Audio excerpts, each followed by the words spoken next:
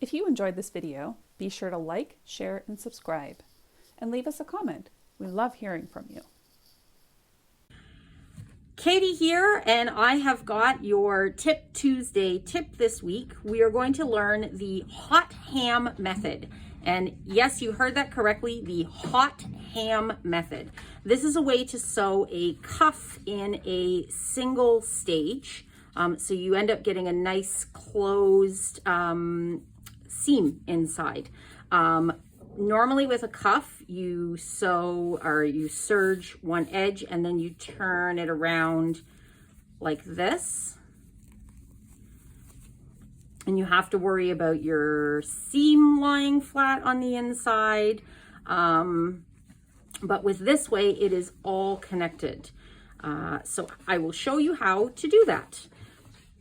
So you take your cuff piece and you fold it right sides together, as you normally would. And now normally what you would be doing is serging this edge. Now what you do is you fold it in half again. And we're going to serge all 4 layers together. We're going to start at the folded edge. And you want to make sure all of those layers are nicely nestled together.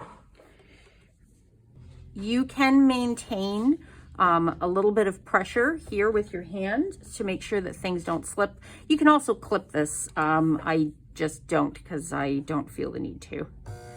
The piece is small enough.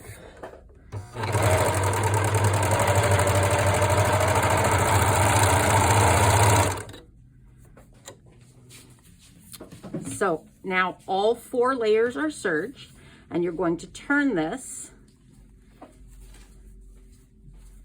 around. Ta-da! So there's your inside and your outside, and then this raw edge, which would theoretically be even if I cut it with a ruler, this is what you would attach to your sleeve or the bottom of your pant. And that is the hot ham method.